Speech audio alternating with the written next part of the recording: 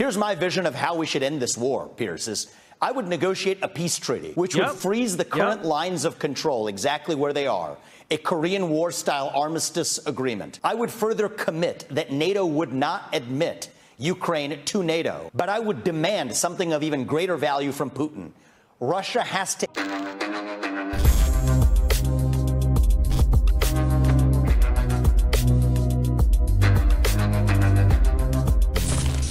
We got to talk more today about Vivek Ramaswamy, who is probably my favorite candidate in the GOP nomination race behind Donald Trump himself. But he went on this interview with Piers Morgan earlier that, you know, as you may know, Piers Morgan is the biggest, we got to stop Vladimir Putin, Ukraine, all this stuff. You know, he's the biggest hawk on the Ukraine issue out there. And Vivek, as he always usually does, he's so sharp, he's so articulate, he has so many ideas, and many of them good ideas, just systematically takes down all of Piers Morgan's, arguments here. We're going to react to it in a second. But first, I need to tell you to join our brand new email list, folks. We have an email list. We have a newsletter now at thevincedao.tv.com. Again, that is thevincedao.tv.com. And so the perks of this newsletter, you're going to get an exclusive video. Everyone who signs up now, you'll get an exclusive video from me and exclusive content on that front. But also, this is the most important way to stay in contact with me if we do get deplatformed or censored or whatever it is, okay? That's the foolproof way. If you're on the email list, you're going to know for sure what we're doing next. So it is tantamount. Everyone, go sign up because we can't rely on big tech, right? Go sign up to the email list over at thevincedao.tv.com. But all right, let's get into this interview. Here's Piers Morgan going back and forth with Vivek Ramaswamy on the issue of Ukraine. Check it out. Let's take that up on you then, because when Vladimir Putin invaded Ukraine in February last year, you were right on the front foot. You tweeted that very day that when someone like Putin is said to bully, the only way to stop a bully is to punch him in the nose. But your rhetoric about Ukraine has changed quite...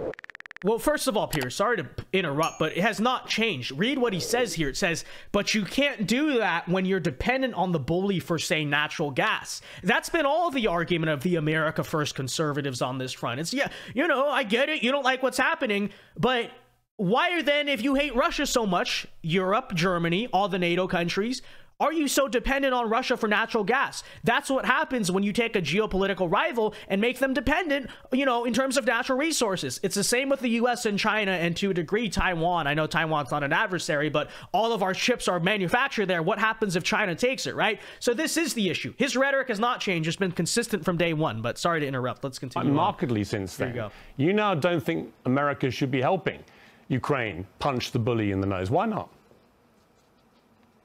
I think Ukraine should punch its own bully in the nose. That has always been my position. Yeah, it's never changed. Ukraine is perfectly fine to pursue a Ukraine-first agenda. I think at this point, though, the U.S. has more than fulfilled its obligations under the Budapest Memorandum of 1994. I agree. But right now, we need to focus on how we advance American interests. Yep. Here's my vision of how we should end this war, Piers, is I would negotiate a peace treaty, which would freeze the current lines of control exactly where they are, a Korean War-style armistice agreement. I would further commit that NATO would not admit Ukraine to NATO, but I would demand something of even greater value from Putin. Russia has to exit its military partnership with China. Brilliant. The China-Russia military partnership is the single greatest military threat that the United States faces. So I would end this war on terms that require dissolving the Russia-China partnership. Okay, but hang on. And that, by the way, is how we deter Xi Jinping. Okay, but let me jump in. When you say you divide the lines up as they are today, you mean just giving vast swathes of Ukraine to Putin, a dictator who's marched into a sovereign democratic country? You would just give him all that land he's taken by his murderous rampage, killing innocent women and children, for example, bombing maternity hospitals. Why would you, as a man who wants to be president of the United States, the absolute beacon of freedom and democracy, why would you give a dictator vast chunks of land he's invaded? Piers, what choice do we have? Realistically, what choice do we have?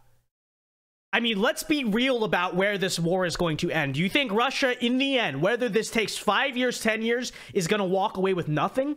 They're just going to leave with absolutely nothing? They're going to give back Crimea like people are saying? That's silly. That's ridiculous. That's nonsense. Realistically, The war's kind of at a stalemate now, right? Realistically, the end outcome is going to be Russia takes some land, Ukraine gets to keep its territory. That would have happened 6 months ago. That's going to happen 6 months, 3 years from now. So either you can stop it now, stop the bloodshed, stop the fighting, which is having impacts not just on Ukraine and Russia, but on a lot of the rest of Europe by proxy. Put a stop to the bloodshed now. What's the argument against that? And Vivek brings up a very good point, which is the longer this war goes, the more Russia is being pushed into China's hands. Russia and China have tried to stay separate for a while because they actually have something of a historic rivalry. You can imagine even Vladimir Putin doesn't really trust the CCP fully. But what's happening as a result? The longer this conflict goes, not only are more people dying for inches of territory to continue the same stalemate that you're never going to reverse, Piers. That's delusional. I mean, let's be real. You're not going to drive all of Russia out of all of Ukraine. Just be happy they didn't take the full thing. Let's be real. But also, the longer it goes, the closer they're getting to China, the more we alienate them out of the West and sanction them, the more that China has a powerful new ally, Piers. So Vivek, absolutely right. But let's hear his response. Because I recognize what the real threats are to the United States. The top threat to the U.S. is China, and particularly its military alliance with Russia. So I see an opportunity here to use this as a chance to end a war. Is this because I trust Putin? No, I do not. But I trust him to follow his self-interest. And so I don't think it's the United States' job to be the moral police in the world. If so, we'd be having a conversation 100%. About Libya, about the Congo, about much of Africa, many other nations that also have great human rights atrocities that are awful. But the United States' job, first and foremost, is to protect American interests. And the way I would do it would be I wouldn't just give that to Putin. There are requirements for that deal. He has to pull the nuclear weapons out of Kaliningrad, which borders Poland. He has to pull the Russian military out of the Western Hemisphere, Cuba, Venezuela, Nicaragua. And yes, he has to, most importantly, exit that military treaty with China. Okay. What's wrong with that? What's wrong with that? The neocons always say, you're so unreasonable, you're unrealistic. Geopolitically speaking, that's way better for us. Because what is Ukraine? It's a country, it matters, but in comparison to a Russian alliance with China, Russia in our hemisphere, to me, that sounds way more important from their perspective, does it not? Will put us in a stronger position as the U.S. And there's one more point, Piers, that's really important. That's how we deter Xi Jinping from going after Taiwan. Well, I'm not because right now, but Vivek, Xi I would Jinping's say, bad. I get it. I'm not sure what a deterrent it is to President Xi if you just give him Putin a vast array of land belongs to Ukraine. If you're President Xi, I see. So America just lets people go into countries and help themselves, and we're going to give President Xi half of Taiwan while you're at it. That's the conventional wisdom, certainly, Piers, and I understand the view. However, the reality is that Xi Jinping's calculus is that the United States won't want to go to war with two allied nuclear superpowers, Russia and China, at the same time. True. But if Russia is no longer in China's camp, Xi Jinping no longer has a strong enough hand to go after Taiwan. Okay. So, yes, that is how we deter Xi Jinping from going after Taiwan while avoiding war with China, which is what I'll deliver. Let me put this to you very quickly. To make this move, you'd have to be president. To become president, you've got to win the Republican nomination. To do that, you've got to knock out Donald Trump, who is the King Kong of the Republican Party right now. You've been flirting on that fence of being really careful not to annoy the beast. You've kept well away from criticizing overtly the gorilla. At what point are you going to take your gloves off and start swinging? Well, Piers, the way I'm running this race is a little bit different. As I said, I'm leading us to run to something, to our vision of what it means to be an American. I'm done with retrospective grievance. And so you're right. There are other Republican candidates who may have grievances against other candidates like Trump and are in this race to air those grievances. I'm not. I'm in this race to actually lead this nation to a better place than we're in today. There you go. Well, there it is, folks. So Piers Morgan, in my opinion, just gets totally destroyed there. I mean, I get it. It's an interview, you know, but to the neocons who say, oh, my gosh, you America firsters, you just want to give Putin this and that. I feel like the proposal we suggest is realistic and actually sane. It's actually normal. It's actually incredibly normal to say, well, I think we should be against war, first of all. you know, it does impact everyone. If there's a war in Eastern Europe, we should try to put a stop to the bloodshed, right? That's really what America should be if we're going to be the quote-unquote world police. I don't think we should be the world's arsenal of democracy, as they say. Go fund all these wars to overthrow dictators. I think we more so should be the arsenal of peace, right? The arsenal of let's negotiate peace deals, and let's do those in a way that benefits our own self-interest. That's America first. That's good. And I think Vivek makes a whole lot of sense here, right? What more does it, you know, what's the point at this point?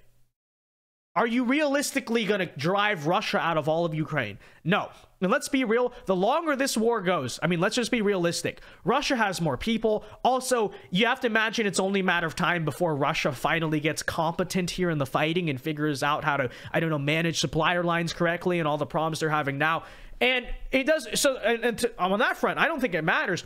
You can keep Ukraine in the fight. Over time, you know, Russia is going to win in the end. Let's be real. Let's be real about that. It's just numbers. Numbers versus numbers. See how that works? So that's number one. And then number two, you know, even if Ukraine does make it out of this in somewhat one piece, Russia's going to get something. I mean, let's just use your head. The end outcome of this war is going to be part of Ukraine's partition. They'll keep the western part. They'll keep the capital, all of that stuff, fine. But part of Russia is going to be partitioned. I mean, part of Ukraine, I should say.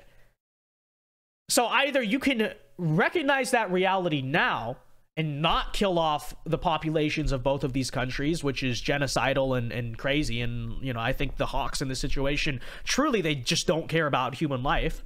You can put a stop to the bloodshed, which, by the way, by proxy, affects Europe and us because, you know, that creates a refugee crisis, the energy crisis, all that stuff, you know, that impacts us too. The more money we give, the more we keep Ukraine in this fight. That's having we are paying the sacrifice of all these sanctions and the aid and all that stuff, right? So that's number one. And then number two, Vivek brings up a very good point, which is that, you know, the longer you keep trying to, you know, stand right up to Russia, that just pushes Russia more into the Chinese camp, which they are, you know?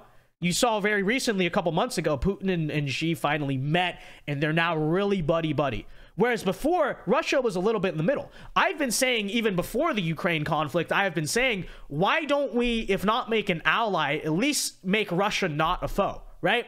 We kind of do the reverse Nixon strategy, where I think Russia and China, they're a little bit skeptical of each other. If you look even the history of the Soviet Union, they never really got along, right?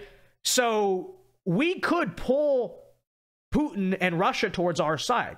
Oh, but I don't like Putin. He's a dictator. Oh, yeah. Well, the West works with a lot of dictators. Okay, there's a lot of dictators in the West. So let me just say that. So, but still, strategically speaking, you understand China's the biggest geopolitical rival enemy of the United States.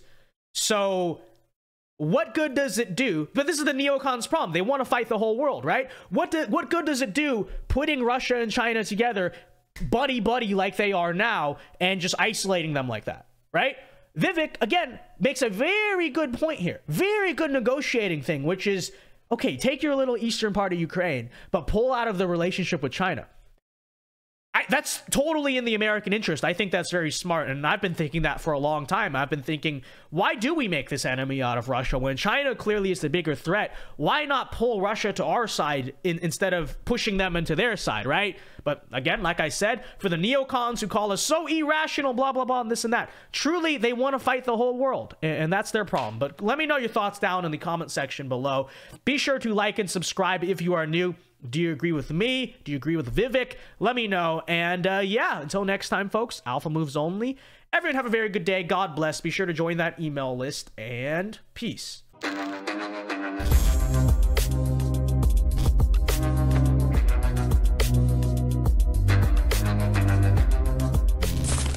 Hey guys, Vince Dao here. Hope you enjoyed that clip from the Vince Dao show. If you did, be sure to leave a like and subscribe if you are new to the channel. And be sure to check out the Vince Dao show live every weeknight here on this channel at 8 p.m. Eastern time. It is a great show. Many are saying this. So leave a like, check out our other clips, and be sure to check out the show. God bless.